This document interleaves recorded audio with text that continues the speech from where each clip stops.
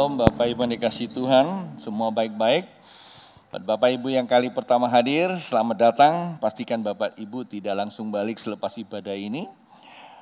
Kalau Bapak Ibu tidak keberatan, selepas ibadah ini bisa berjumpa dengan staf saya dan akan membagikan visi dan misi gereja di tempat ini. Demikian selama berkhotbah, jikalau Bapak Ibu yang ada di tempat ini dan kemudian mengambil keputusan untuk menerima Yesus sebagai Tuhan, dan tentu Bapak Ibu tidak langsung balik, bisa minta pelayanan dari staf saya untuk menerima Bapak, mengarahkan Bapak untuk terima, Bapak Ibu untuk terima Yesus.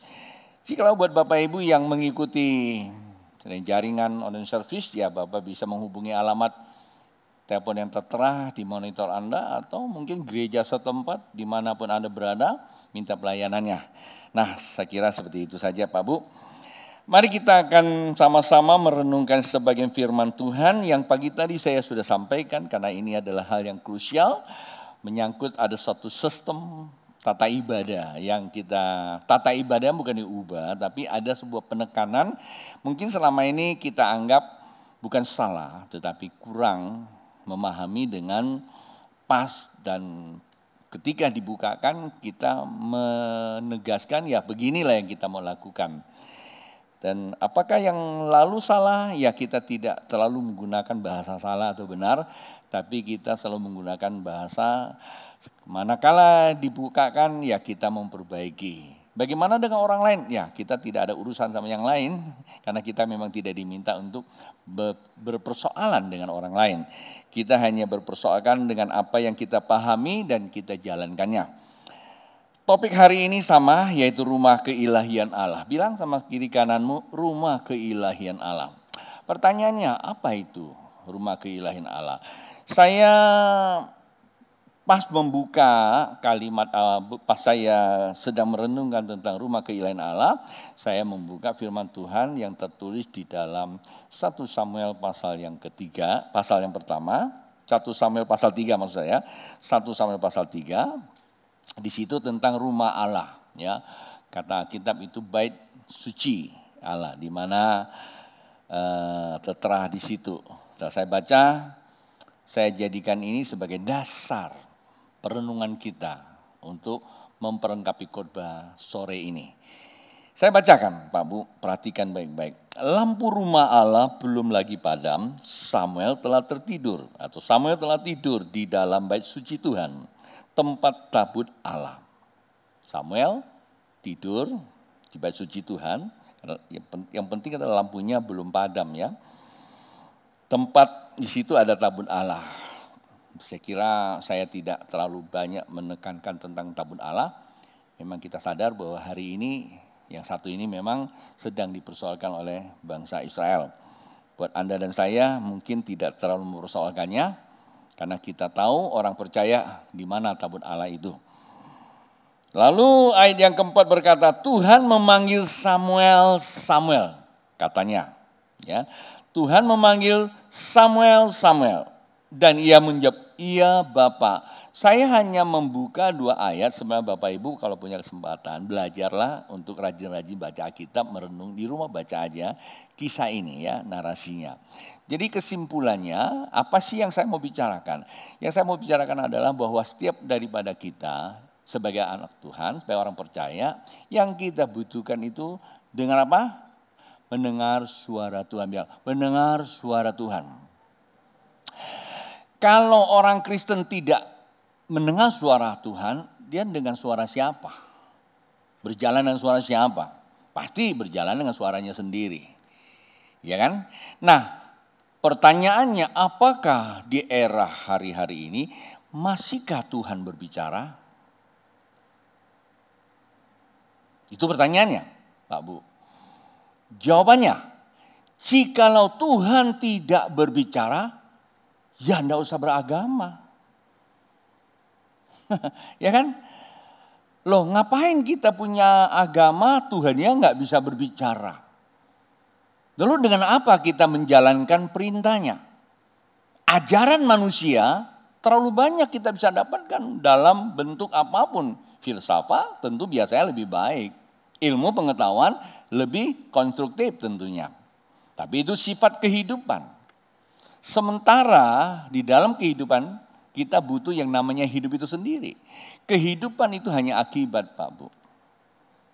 Sekali lagi, kehidupan itu akibat. Akibat apa? Akibat hidup. Hidup itu Allah itu sendiri.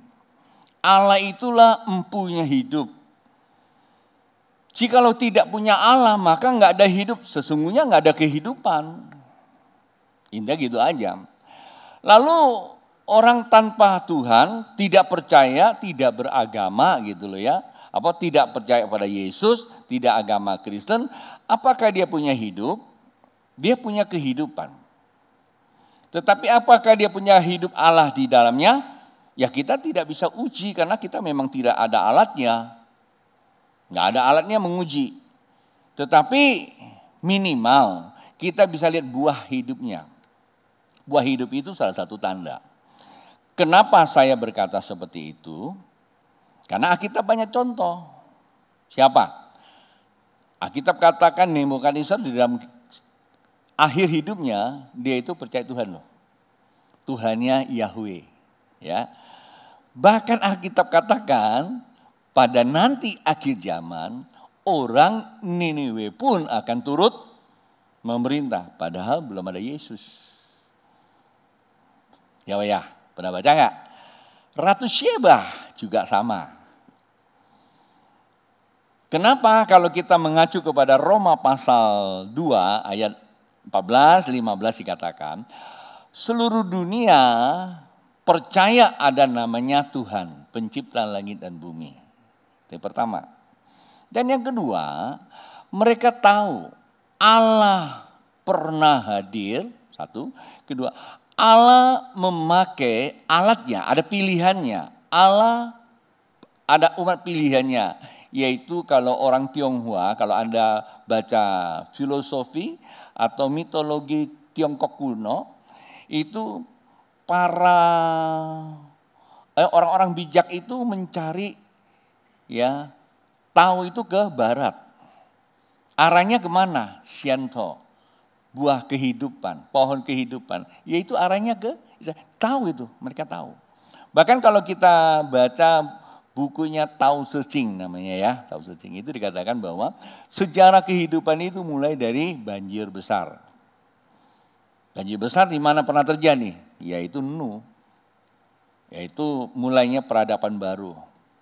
Manusia masuk era Homo sapiens yang kayak kita ini. Manusia modern. Sebelumnya apa? Erectus, modelnya purba gitu loh. Dan semua turun dari sana Pak Bu. Jadi apa? Semua orang tahu bahwa ada Allah pencipta langit dan bumi. Nah karena itulah Roma pasal 2, 14 berkata, 14-15 berkata, mereka yang tidak punya hukum Taurat, artinya bukan bangsa Yahudi, enggak punya agama Yahudi, tapi tahu loh ada pengajaran dari sana, mereka ngikuti hukum kebenarannya. Kata Alkitab, dia pun dibenarkan karena ada kesaksian dalam batinnya. Ya, udah baca nggak ayat itu? Oh dibuka ya. Tuh, dorongan diri sendiri melakukan yang dituntut hukum Taurat, maka walaupun mereka tidak memiliki hukum Taurat, mereka menjadikan hukum Taurat bagi diri mereka sendiri. Berikutnya 15. Sebab dengan mereka menunjukkan bahwa isi hukum Taurat ada tertulis di dalam hati. Ya, itu roh mereka. Hati mereka dan suara hati mereka turut bersaksi. Dan pikiran mereka saling menuduh atau saling membela. Ini dia peperangan. Peperangan kehidupan itu medannya itu adanya di akal budi Pak Bu, bukan di rumah tua, bukan di gunung, bukan di sungai, bukan di laut. Oleh sebab itu tidak perlu Anda kirim sapi ke laut, lebih baik sapi kita potong bikin sapi sate sapi saja. Paham ya? Karena peperangan kita itu adanya di sini itu. Kenapa? Ada saling menuduh gitu loh. Nah bisa menaklukkan pikiran kita searah dengan Tuhan, itu harus ada kesaksian dari batinnya, roh manusia yang menangkap sinyal kebenaran. Ini kira saya mau sampaikan dulu. Lalu siapa yang akan menunjukkan alat ukurnya apa, Pak, Bu? Bagaimana mengukur mereka itu diselamatkan tidak? Nah, kita lihat 16-nya nih. 16 berkata demikian, hal itu akan nampak pada hari bila mana Allah sesuai dengan Injil yang kuberitakan, kata Rasul Paulus, akan menghakimi segala sesuatu yang tersembunyi dalam hati manusia. Oleh siapa? Kristus Yesus. Semua termasuk orang Niniwe. Termasuk siapa lagi? Termasuk Ratu Sheba. Tapi menurut Anda diselamatkan enggak Ratu Sheba itu? Karena kalau sini apa? Akan dihakimi. Betul ya? Kalau ayat ini kan dihakimi ya. Tapi menurut Anda dia diselamatkan enggak? Karena dia belum percaya Yesus loh.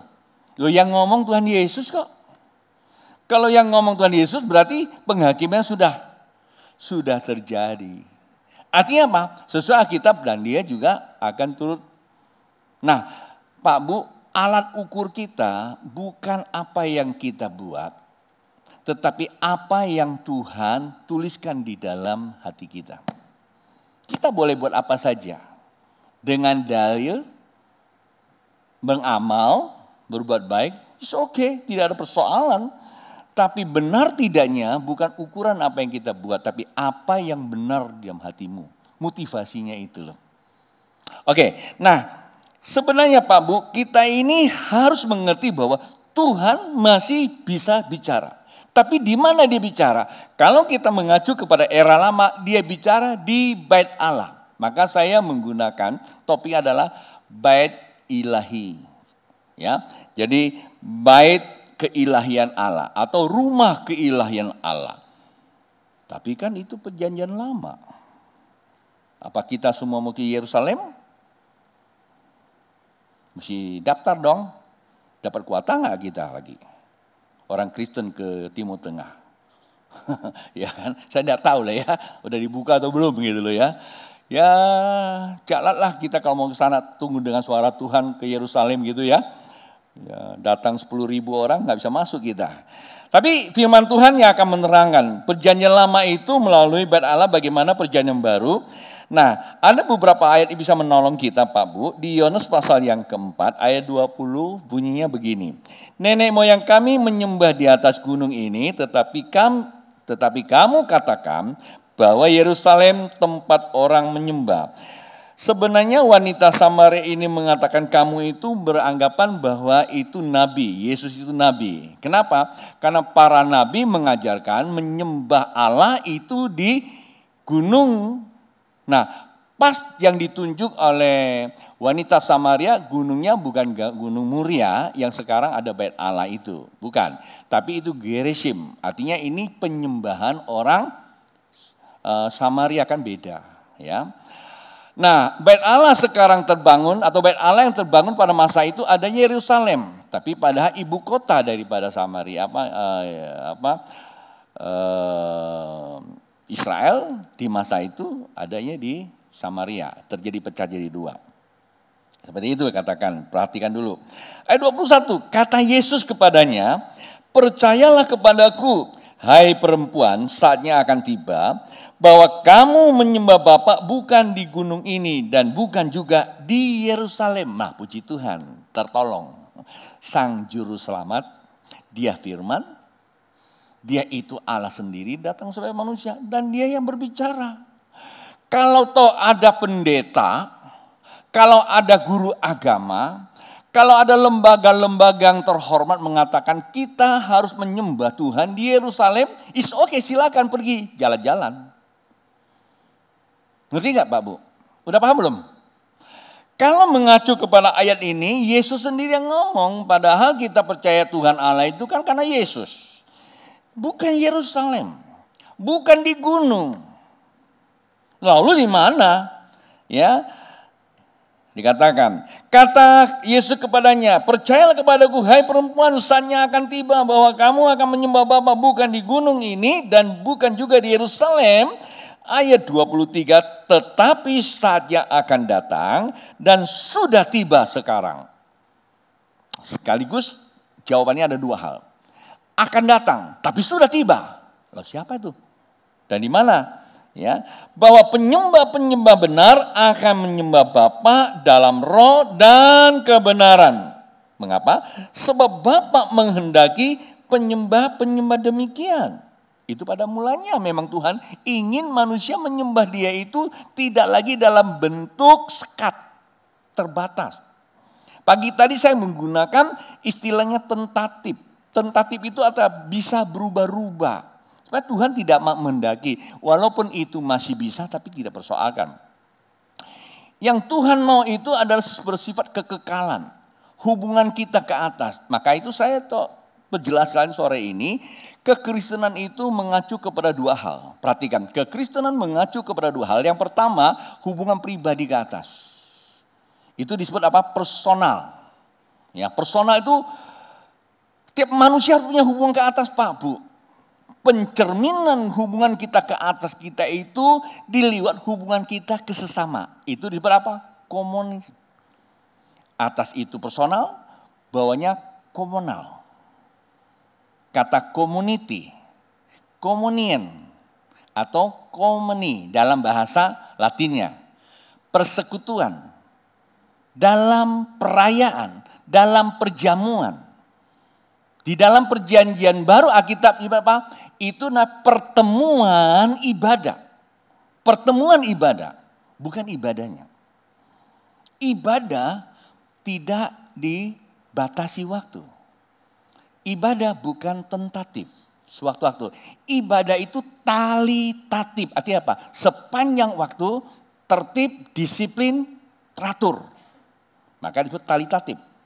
Ada ikatan kasih dan disiplin, tertib.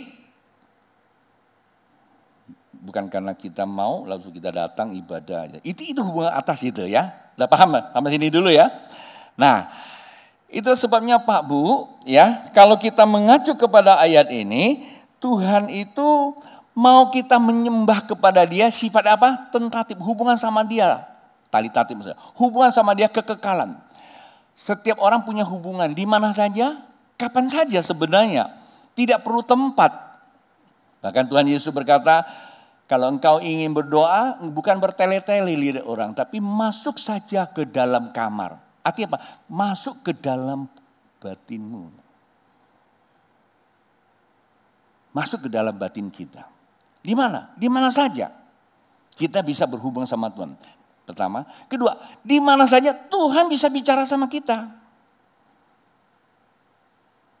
Terus lagi, lalu ayat yang ke-24 berkata, Allah itu roh. Barang siapa menyembah Dia harus menyembahnya dalam roh dan kebenaran. Nah, ini sudah terjadi perubahan gaya. Sebenarnya Pak Bu, penyembahan perjanjian lama itu bukanlah penyembahan yang dimaksud oleh Tuhan. Tetapi itu oleh sebuah keadaan karena manusia jatuh dalam dosa, hilang kemuliaan Tuhan. Kalau Anda baca Alkitab, barang siapa makan buah pengetahuan maka dia akan apa? Mati. Kata mati nih, hilang. Apa yang mati? Kemuliaannya hilang. Kalau kita baca Roma pasal 3:23, jatuh dalam dosa. Semua manusia, tanpa kecuali siapapun Anda orangnya, sudah berdosa. Hilang kemuliaan Allah, berarti sudah mati. Gak punya hubungan sama Tuhan lagi. Karena gak punya hubungan sama Tuhan, kemuliaan Tuhan itu yang diberikan kepada kita itu waktu penciptaan. Waktu Tuhan melihat dari tanah itu bumi keluar naik kabut. Lalu Tuhan membangun manusia dari debu dan tanah, jadilah manusia. Dan manusia dibangun dengan petanya Tuhan, gambarnya Tuhan. Apakah itu manusia kayak kita ini lalu jadi Tuhan begitu. Kan ini kan manusia yang nulis. Manusia memang begitu. Apakah Tuhan seperti itu? Tidak. Ini merupakan sebuah apa? Sebuah perumpamaan atau sebuah simbol saja. Ya, sebuah kiasan perkataan. Kita menggunakan kemampuan manusia untuk berpikir. Allah itu nggak bisa digambarkan. Tetapi yang disebut sama seperti Allah itu apa? Yang dihembuskan itu. Nafas. Dalam bahasa Inggrisnya kata nafas. Roh dan kehidupan. Roh dan kehidupan. Ya. Dan kata lain, kebenaran, roh dan kebenaran. Itu firman Allah sendiri yang disebut. Hidup, manusia itu hidup. Ketika dosa ini hilang, mati, selesai. Nggak punya lagi itu. Manusia hidup dengan apa? Keegoisan manusia. Maka ketika manusia hidup dengan keegoisan manusia, Allah kita itu penuh dengan kasih, Pak Bu. Allah mengikuti kemauan manusia cara menyembahnya. Memang sudah tidak lagi punya sarana hubungan langsung karena sudah jatuh dosa. Allah buatlah yang namanya tabut Allah. Ya, adanya korban. Pagi tadi saya singgung, ya, korban yang sekarang kita lakukan, yang zamannya para orang Israel itu potong lembu, ya, domba. Untuk apa? Penghapus dosa. Satu, ya, karena dipotong, kemudian dosanya dihapus. Yang kedua apa? Sebagai korban syukurnya. Korban syukur Pak, ada yang dipotong. Bersyukur Tuhan masih berkenan untuk dijumpai dengan korbankan domba. Maka memuji Tuhan itu korban syukur. Pertama memotong lembah itu dikorbankan. Pertama kita bersyukur Tuhan masih bisa dijumpai dengan apa? Dengan alat itu. Yang kedua apa? Kesalahannya bisa diselesaikan tapi bentuk temporer. Maka disebut apa? Umat Allah memuji Tuhan dengan korban syukur. Kata memuji Tuhan itu ada korban syukur. Tapi hari-hari ini kita orang Kristen korban syukurnya bukan dengan korban domba tapi puji-pujian di gereja. Terus kita bilang apa? Korban syukur. Salah nggak? Sebenarnya nggak salah. Tapi kita semua mengenai kata korban syukur itu apa sih? Sebenarnya Pak, memuji Tuhan itu adalah nafas kita. Kata memuji Tuhan, kita bersyukur ya. Dalam kitab Mazmur ditulis, biarlah semua yang bernafas apa? Memuji Tuhan. Maksudnya apa? Maksudnya semua yang bernafas itu dalam bahasa, dalam nafas kita itu ada bunyinya gini. Itu kan nafas kan? Nah, nafas itu menyatakan bahwa ada kemuliaan Tuhan di dalam diri kita. Karena dihembus. Berarti ada kehidupan. Ada kehidupan, manusia bernafas. Nah, nafasnya itu adalah memuji Tuhan. Kata itu apa? Yehweh. Maka ada Yahweh.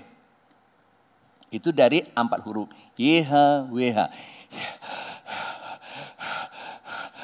Yehweh. Nah, ini saya diajarkan oleh guru sastra saya, guru sastra Inggris, sastra Ibrani.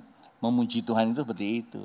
Kalau kita bilang Yehwa, Yesua, itu artinya kita sedang memuji. Kenapa? Nafas kita sudah dihidupkan kembali. Korban syukur kita itu di atas kayu salib Yesus Kristus. Waktu kamu memuji Tuhan, ingat ada korbannya. Memang saya harus mengakui ya, lebih berkesan sih sebenarnya, lebih berkesan ya, tanda petik berkesan itu kalau di kemah tabernakel. Kalau Bapak Ibu datang bawa kambing atau bawa sapi ya dipotong, memang memuji Allahnya pasti terasa karena korbankan itu benda kurang lebih kan lumayan ya. Mungkin kalau sekarang satu sapi berapa? 10 juta mau nggak bro? Mau ya, Anda baru potong 10 juta, terus saya baru kasih 10 juta, rasa enak banget gitu ya. Ya itu kan daging sebenarnya, udah ada perasaan itu. Tapi yang Tuhan berikan di atas kayu salib lebih dari itu namanya kasih karunia. Kita sonder untuk potong kambing, tapi dia mati di atas kayu salib. Pernah nggak kita langsung arahkan pikiran kita kepada dia? Kalau kita mengarahkan pikiran kita, maka itulah akan mengembalikan Yehweh. Nafas kita kembali. Kenapa? Karena menyembah Tuhan dalam roh dan kebenaran, pikiran kita Pak Bu, akal budi kita tersentuh kepada Yesus telah korban di atas kayu salib. Kita percayai oleh pikiran kita, perasaan kita. Maka Alkitab katakan perjanjian Tuhan itu ditulis di dalam hati kita. Kita lihat satu ayat. Saya mesti kasih pengertian sedikit untuk sore ini Pak Bu. Ibrani pasal yang ke-8 ayat 10 berkata begini. Maka inilah perjanjian yang kuadakan dengan kaum Israel sesudah waktu itu. Demikianlah firman Tuhan.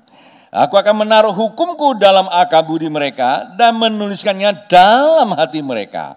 Maka aku akan menjadi Allah mereka dan mereka akan menjadi umatku. Kitab Ibrani menulis sebenarnya dia mencatat apa yang pernah Tuhan janjikan kepada bangsa Israel yang selama ini mencari Tuhan lewat bait Allah. Yeremia mencatat begini di dalam Yeremia pasal 31 ayat 33. Yeremia coba ya. Yeremia pasal 31 ayat 33. Tetapi beginilah perjanjian yang kuadakan dengan kaum Israel sesudah waktu itu. Demikianlah firman Tuhan, aku akan menaruh hukum Tauratku dalam batin mereka. Kalau tadi bilang akal budi, ini batin, memang dua hal sama aja. Dan menuliskannya dalam hati mereka. Kata hati di sini mengacu kepada hati nurani atau roh manusia. Maka aku akan menjadi apa? Allah mereka dan mereka akan menjadi umatku. Kenapa?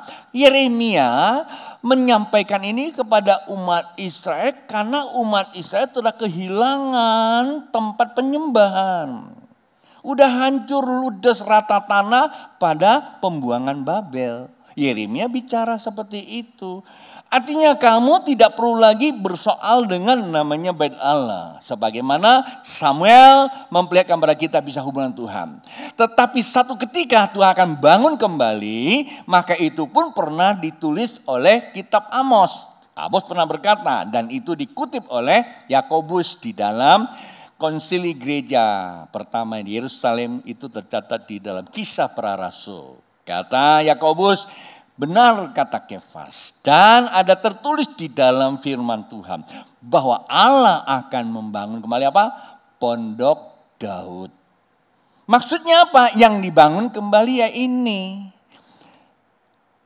Tuhan tidak lagi menaruh firman-Nya dalam loh batu di tabut Allah.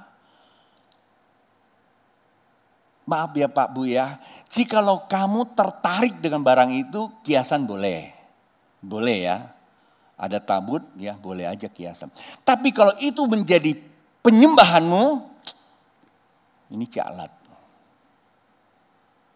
Jadi untuk Bapak Ibu yang percaya Tuhan lewat pengembalaan sini, ya saya ingatkan.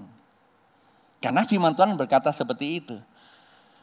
Tapi Tuhan tidak lagi menaruh di dalam tabutnya, tapi di mana? Dalam akal budi. Kata apa akal budi? Kita itu memuji Tuhan. Ya, katakan bahwa Tuhan yang saya sembah telah menebus saya. Saya percaya bahwa Dia telah mati di atas kayu salib menggantikan saya. Maka kepercayaan saya membuat saya berubah hati saya. Sehingga saya menerima pertukaran salib. Saya dibaptis. Tanda orang percaya bertobat dan baptis Pak Bu. Terkecuali kalau memang gak punya kesempatan untuk dibaptis langsung mati, yaitu cerita lain lagi. Tetapi kalau kita masih punya kehidupan, kehidupannya itu yang mesti dibaptis. Kata baptis itu bukan kiasan, tetapi merupakan apa? Sebuah tindakan lahiriah, tanda katanya. Oke? Nah, baptis itu menandakan kita mempercayakan Tuhan oleh akal budi kita, menerima kematian Yesus di dalam hati kita, roh kita. Sehingga apa yang terjadi? Firman itu adalah roh. Firman itu adalah roh dan kebenaran memenuhi batin kita. Allah yang transenden di sorga menjadi Allah yang imanen dalam penyembahan kita. Itulah sebabnya dikatakan begini. 1 Korintus pasal 3:16. 1 Korintus pasal 3:16.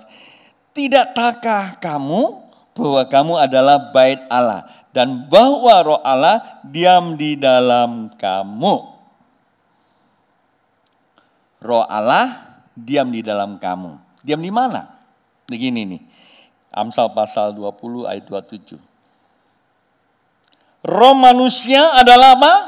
Pelita Tuhan yang menyelidiki seluruh lubuk hatinya. Ya, roh manusia yang tadi menangkap firman Tuhan. Perhatikan, firman Tuhan itu kandungnya apa? Roh dan kebenaran. Ya, kalau saya menggunakan dalam bahasa spiritualnya, api dan minyak. Kalau roh manusia itu adalah pelita, butuh apa pelita? Butuh minyak. Untuk menyalakan apa? Menyalakan api. Apa itu api? Firman Tuhan. Oleh sebab itu Tuhan Rasul berkata, engkau adalah bait Allah. Kita ini adalah bait Allah. Maksudnya apa? Setiap orang yang percaya Yesus Kristus Tuhan itu adalah bait Allah. Kenapa? Rohnya itu sudah hidup, ada kemuliaan Tuhan di dalamnya. Roh kita itu kan pelita, udah nyala. Maka dikatakan di dalam Roma pasal 12 ayatnya yang ke-11. Roma pasal 12 ayat 11 berkata begini. Janganlah hendaknya kerajinanmu kendor, biarlah rohmu menyala-nyala dan layanilah Tuhan. Tuh, sekarang gimana cara kita untuk menyembah Tuhan? Mengacu kepada ayat ini. Menyembah Tuhan dalam roh dan kebenaran. Akal budi kita percaya firman Tuhan. Dengan demikian hati kita, roh kita penuh dengan apa? Roh Allah. Jadi kalau penuh roh Allah, kita menyembah Tuhan di mana? Dengan suara Tuhan di mana? Saya tunjuk di sini. Jadi jangan anggap bahwa Tuhan ada di sini. Ya, ada di dalam roh manusia. Itu yang pertama. Yang kedua, jikalau memang betul kita punya roh sudah menyala. Alkitab kata apa? Jikalau pelita itu sudah menyala, ditaruh di mana? Matius pasal 5 ayat yang ke-15. Jikalau engkau sudah nyala, maka ditaruh di kaki dian. Apa itu kaki dian? Kaki dian itu adalah jemaat. Jemaat itu adalah hubungan tubuh kita. Setiap orang percaya itu adalah tubuhnya Tuhan. Kalau roh kita adalah pelitanya Tuhan, ketika kita percaya menjadi apa? Menjadi jemaat adalah tubuhnya Tuhan. Paham ya? Kalau orang percaya hatinya menjadi pelitanya Tuhan atau rohnya menjadi pelita Tuhan, maka kehidupan kita menjadi apa? Menjadi tubuhnya Tuhan. Tubuhnya Tuhan. Nah, tubuh Tuhan ada dua. Yang satu bersifat personal ke atas, yang kedua bersifat komunal, ya, berarti luas. Dalam Alkitab dikatakan bahasa aslinya itu adalah Katolik, ya, Katolik bukan gereja. Kata Katolik atau itu adalah universal. Orang yang percaya Yesus. Maka pada saat itulah kita ada namanya komuni. Ya, kata komuni itu adalah perjamuan suci. Kita angkat perjamuan kudus minggu depan. Tetapi perjamuan kudus adalah sakramen yang kedua. Selain daripada sakramen pertukaran salib, perjamuan kudus adalah sebagai apa? Peringatan. Kita menerima kematian Yesus. Kita tidak lagi mempunyai harga diri kita sendiri, tapi kita mulai menghargai sesama manusia sebagai umat tebusan Allah. Pas itu angkat calon perjamuan kudus. Sejak kapan? Setiap pertemuan ibadah. Pertemuan ibadah, bukan ibadahnya ya. Ibadah itu hubungan pribadi. itu tanda lahiriah. Kalau tadi baptis tanda lahiriah, ini perjamuan kudus. Maka waktu kamu mengangkat perjamuan kudus, bila mana hatimu ada sesuatu terhadap satu di antaranya, cepat-cepat bayar sen dulu. Jangan, karena ini tanda. Dan perjamuan kudus bukanlah mistik yang mendatangkan mujizat. Perjamuan kudus adalah tanda pengakuan kita dalam persekutuan dengan Tuhan dan tubuhnya secara spiritual. Ada dua. Tadi bilang komunal. Komunal secara internal dalam bentuk jemaat lokal. Kayak Sungai Yordan, jemaat lokal. Maka kumpul bersama, ada keimamatan, kita angkat perjamuan. Kalau secara eksternal, luas, semua dunia lakukan masing-masing. Ya. Terus ada yang bertanya, Pak, kalau sekarang nggak bisa lagi pakai online gimana? Memang Alkitab tidak ada aturan pakai online. Dan juga perjamuan kudus jangan diganti-ganti dengan teh segala macam lah. Lama saya bergumul. Guru saya bilang itu salah itu Ton. Cuman karena saya bukan pendeta punya nama besar ya saya tidak mau berdebat. Tapi Alkitab tidak mengajarkan seperti itu. Pakai teh lah, pakai ini yang penting ikut. Salah. Yang benar perjamuan kudus dilakukan sebagaimana kita komuni. Lalu gimana online? Ya nggak ada online. Kalau kondisi yang namanya tentatif kan sewaktu-waktu tidak mungkin ya nggak usah. Kondisi tak bisa kan jangan lakukan. Jangan pakai online katanya. Itu nggak cakup.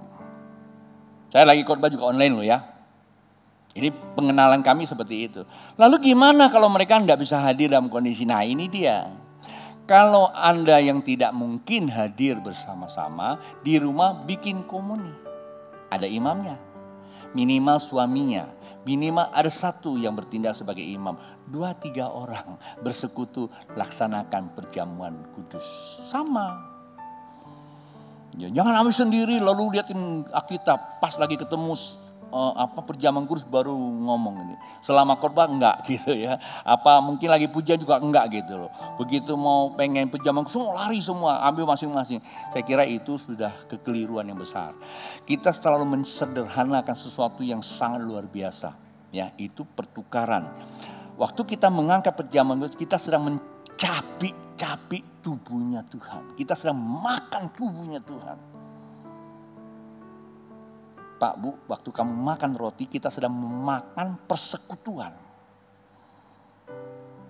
Dan inilah yang dikatakan rumah keilahian Tuhan. Saya simpulkan. Ya, menyembah Tuhan dalam roh dan kebenaran. Roh kita pelita Tuhan, akal budi menangkap firman Tuhan, percaya bahwa dia mati di atas kayu salib, saya berterima Yesus sebagai Tuhan, tanda pertobatan saya baptis. Sehingga saya sudah menjadi apa? Umat tebusannya. Dan yang kedua, bahwa saya sudah menjadi tubuh Tuhan. Pelita saya sudah menyala. Ditempatkan apa? Kepada jemaat. Artinya kita mesti harus ikatan di dalam sebuah komunitas, sebuah jemaat. Pak, Bu, jangan mau mensederhanakan kematian Tuhan Yesus sekarang menjadi jemaat keliling-keliling. Suka-sukaan. Dan ini kerusakan yang sangat amat rusak di zaman akhir ini orang terhadap karya penebusan Allah di atas kayu salib. Sehingga ibadah persekutuan gereja dijadikan sebuah industri. Industri apa? Industri perspiritan. Kalau ada permobilan ini perspiritan. Spiritual tapi industri. Masing-masing dikumpulkan menjadi sebuah wadah yang besar. Di dalamnya saya tidak tahu. Kenapa Bapak bicara begitu? Karena saya temukan kebenaran bahwa gereja bukanlah industri, tetapi gereja adalah sesuatu yang sakral. 2 hal yang tidak boleh hilang. Pertama apa? Baptis. Yang 2 apa? Sakramen perjamuan suci. Pada saat itulah kita Yahweh. Hidup kita di mana saja itu hidup dengan tuntunan Tuhan. Smart, pintar jadinya. Kalau kita dengan suara Tuhan, kita pintar. Dalam kondisi krisis apapun, Pak Bu jangan takut. Di dalam kesusahan buat orang yang tidak kenal Tuhan. Tetapi bagi mereka yang mengenal Allah, dia smart, punya pengetahuan. Hal yang tak mungkin buat manusia, mungkin buat Allah. Allah akan menggunakan kita dari umat perjanjian menjadi umat pilihan. Memang masa sekarang bukan lagi umat pilihan, tapi umat perjanjian. Allah letakkan perjanjian, ketika engkau percaya berubah menjadi pilihan Allah. Menjadikan engkau adalah orang yang lebih dari pemenang. Mari bangkit berdiri Bapak Ibu, haleluya.